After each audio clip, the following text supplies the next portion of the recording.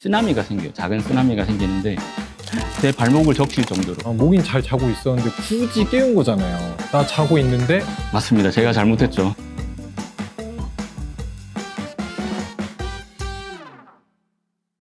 지구온난화로 인해 영구 동토층과 빙하가 녹아내리면서 많은 우려를 낳고 있습니다. 잠들어 있던 바이러스가 깨어나 새로운 위협이 될 수 있기 때문입니다.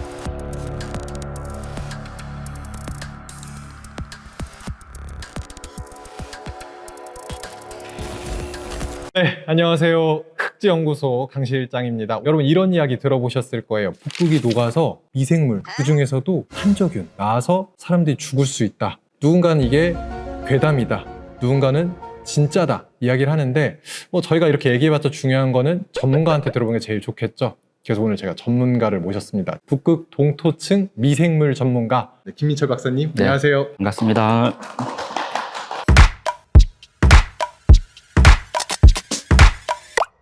자기소개를 부탁드릴 텐데 빠르고 굵게 10글자로 본인 소개. 네. 네, 10글자. 난 극지연구소 흑연구자 이렇게 하겠습니다. 한 번에.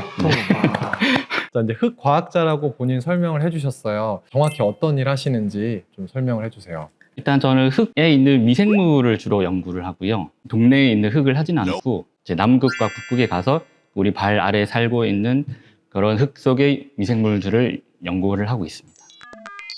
왜 연구하는 건가요? 지구를 밟고 살고 있지만 우리 땅 아래 뭐가 있는지 우리는 정말 모르거든요. 우리 온난화가 돼서 동토가 녹아서 걔네들이 잠에서 깨어나면은 엄청 많은 양의 그런 온실가스들을 방출한다고 하는데 그런 부분에 집중을 해서 연구를 하고 있습니다. 자, 그럼 이제 제가 오프닝 때 또 이야기를 했는데 사실 제일 궁금한 거는 아마 그걸 거예요. 이 진짜로 탄저균 이런 애들이 막 스물스물 기어 나오는지. 실제 그 탄저균 얘기는 실제 있었던 사실이죠. 과거에 한 75년 전에 그때 병에 탄저균에 걸렸던 순록이 죽어서 영구동토층 땅에 묻혔었는데 그해 이제 이상기온으로 이제 여름에 기온이 올라가면서 땅이 녹아서 공기 중에 이제 노출이 되게 됐어요. 그래서 그 주변에 있던 순록들이 한 2,000마리가 떼죽음을 당하고 그 목동도 한 명 이제 죽은 걸로 보고가 됐고요. 하지만 그 탄저균 같은 경우는 이제 우리가 소위 풍토병이라고 하는 지역적으로만 이제 감염을 일으키거든요. 그래서 코로나19 같은 팬데믹으로 이렇게 발전할 가능성은 이제 거의 없다고 보시면 될 것 같습니다. 사실 뭐 좀 더 보탠다면은 그 100년 전에 그런 스페인 독감으로 이제 많은 사람들이 죽었는데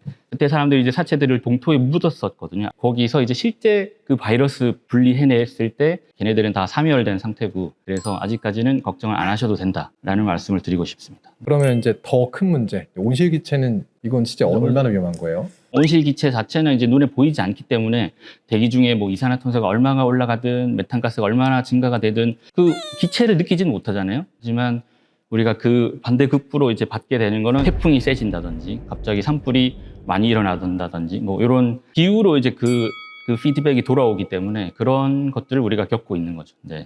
지금 얼마나 심각해요? 실제로 북극에 가면?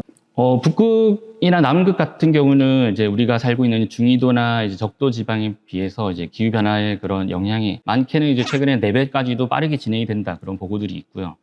그래서 실제로 제가 이제 매년 이제 북극 지역에 이렇게 가보면 알래스카 같은 경우 이제 해안가를 가봐도 그 해안가가 이제 침식이 돼가지고 그 안에 있던 영구동토층이 녹아서 다 바다로 이렇게 쓸려 내려가서 해안가가 이렇게 쑥 안으로 들어와 있는 거예요. TV 광고나 영화에서도 보셨을 수도 있는데 갑자기 빙하가 한 번에 훅 무너져 내립니다. 그러면은 이 쓰나미가 생겨요. 작은 쓰나미가 생기는데 그게 해안가로 와서 제 발목을 적실 정도로 갑자기 그 파도가 훅 밀려옵니다. 그럴 때는 갑자기 무서워지거든요. 이러다 내가 죽는 건 아닐까? 뭐 그런 생각이 들 정도로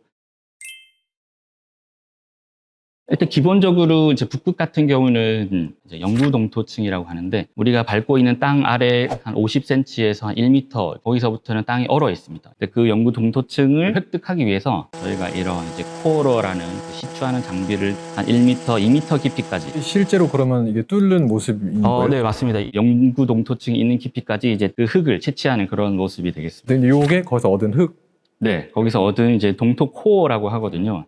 생각보다 딱딱해 보이는데 이게 그냥 우리가 아는 흙이랑 좀 달라요. 이렇게 색이 다르다던가 맛이 다르다던가 뭐 맛을 보진 않았고요. 네. 좀 과학자들은 다 하시는 줄 알았어요. 눈으로 보고 뭐 코로 맡고 막 입으로 하고. 남극에서 눈은 좀 먹어봤는데 네, 흙을 먹어보진 않았습니다. 네. 사진 좀 제가 이것도 사진을 먼저 주신 걸 봤어요. 실제로 이렇게 하고 다니시는 맞습니다. 이런 목이- 그물망을 하고 다녀야 되고요. 공기반, 모기반이라고 할 정도로 네. 근데 목에 진짜 많네. 이 모기 그물망을 안 쓰고는 도저히 생활을 할 수가 없고요. 그리고 그 앵앵거리는 소리 있잖아요. 잘 때 한 마리라도 있으면 우리가 잠을 못 자는 그 모기가 수백, 수천 마리가 제 귀 옆에서 막 윙윙 거린다고 생각하시면 됩니다. 얼음 안에 있다고 하니까 약간 신기한데 그 봄철에 눈을 파 보시면은 눈 속에 모기가 이렇게 잠자고 있어요. 그 공기 중에 노출된 그 순간 깨어납니다. 그리고는 날아다녀요. 그리고 저를 물기 시작하죠. 근데 이걸 모기 입장을 좀 생각을 하면 모기는 잘 자고 있었는데 굳이 깨운 거잖아요. 나 자고 있는데 맞습니다. 제가 잘못했죠. 네. 박사님 흙을 봐요. 어떻게 흙을 보세요? 일단 얼어있는 그 영구동토층을 이렇게 절단을 하면은 오돌토돌한 그런 공기 방울들이 많이 보입니다. 네. 걔네들이 다 메탄가스며 그런 이산화탄소며 그런 온실 기체가 이제 아주 고농도로 집착되어 있는 그런 기포들이거든요. 쉽게 말하면은 작은 구멍에 다 이렇게 온실가스, 이산화탄소 있다가 이게 위에 녹아버려서 이게 다 공기 중으로 나간다. 맞습니다. 아주 고농도로 이렇게 집착이 되어 있는 거고요. 이제 만약에 녹게 된다면 2층에 이제 그 트랩된 가스들이 다 대기 중으로 이렇게 날아간다고 생각하시면 되겠습니다. 근데 실험실에서 어쨌든 흙을 분석을 해서 미생물을 분석하시는 거죠? 네, 맞습니다. 그럼 미생물을 보면 우린 뭘 알 수 있나요? 일단 가장 기본적으로 그 얼어있는 땅 속에도 우리가 전혀 모르고 있는 그런 친구들이 살고 있어요. 그 친구들이 이제 동토가 녹아서 깨어나게 되면은 일부는 이제 메탄가스를 내기도 하고 어떤 친구는 또 호흡을 많이 해서 이산화탄소를 더 많이 배출하기도 하고 북극의 영구 동토층에는 사실 이제 탄소원이 정말 많거든요. 그 미생물의 먹이원이에요. 양의 피드백 그런 현상이라고 하는데 지구 온난화가 돼서 지구가 더워졌잖아요. 그럼 동토가 일단 녹습니다. 녹으면은 그 동토에 잠자고 있던 그 많은 탄소원들을 미생물들이 깨어나면서 계속 분해하기 시작하고 분해 같은 거 빨라지면은 더 많은 온실가스가 배출하고 온실가스가 대기중으로 더 많이 배출되면은 지구가 더 뜨거워지고 얘를 또다시 미생물들이 더 활성화시키고 이런 양의 피드백이 계속되면서 지구 온난화가 계속 가속됩니다. 네, 거기에 미생물들이 큰 역할을 하고 있습니다. 그중에 미생물 때문에 나오는 게 몇쯤 될까요? 대부분의 그 메탄가스들은 이제 생물학적 기원에 의해서 많이 발생이 되거든요. 예를 들어서 이제 우리가 반추동물이라고 하는 소의 장내, 아시아 지역 같은 경우 벼농사를 많이 하는데 항상 물에 차 있잖아요. 물 아래쪽에 있는 그 흙들 다 이제 현기 환경이거든요. 그래서 벼농사하는 지역에 메탄가스가 엄청 많이 나오고요. 그 북극 동토층 같은 경우 땅 속에 50cm, 1m만 파도 거의 현기 환경이에요. 그 현기 환경이 녹아서 온도가 올라가면 거기에서 얼마만큼의 이제 온실가스 즉 이제 메탄가스가 나올지 이제 예측할 수 없을 정도로 지금 와 있다고 보시면 될 것 같습니다. 그래도 이제 우리 미래에 우리를 위협할 수 있어서 지금 연구를 하고 계시는 맞습니다. 보이지 않는 곳에서 우리를 이제 위협을 하고 있고 사실 우리는 위협이라고 생각하지만 걔네들한테 있어서는 이제 당연한 일들이거든요. 내가 가장 잘 빨리 성장할 수 있는 온도가 10몇 도, 한 20몇 도 되는 거예요. 네. 그러니까 인간이 지구의 온도를 올려줬으니 너네 덕분에 내가 그냥 살게 되는 거예요. 네. 우리가 더 증식을 하게 되고 잘못이 없는 거죠. 미생물 입장에서는. 네. 박사님은 인간 편이세요? 아니면 미생물 편이세요?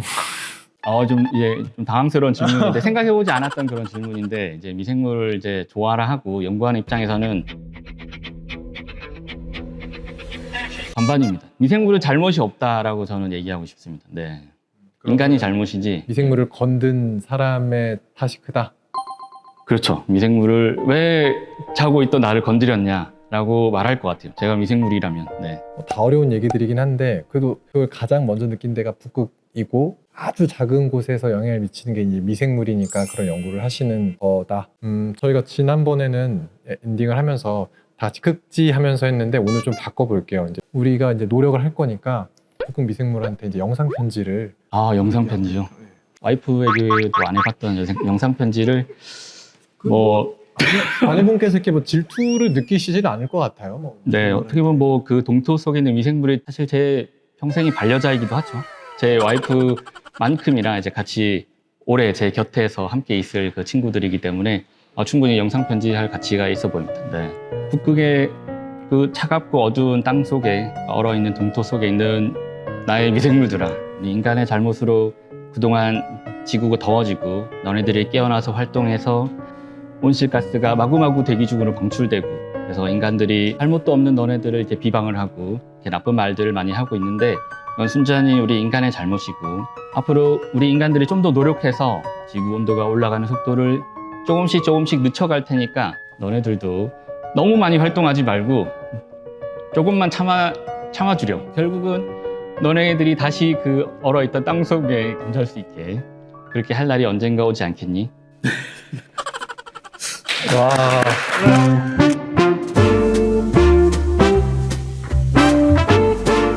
이런 거 좀 해주셔야 되나요? 박사님이 언젠가 인간의 대주로서 미생물 보호가 일종의 우리가 이 정도까지 해줄 테니까 너희들도 좀 뭔 말하는지 저도 잘 모르겠습니다, 여러분. 제 머릿속에 있는 미생물이 지금 어떻게 작동하고 있는지 머릿속에도 미생물이 있나요?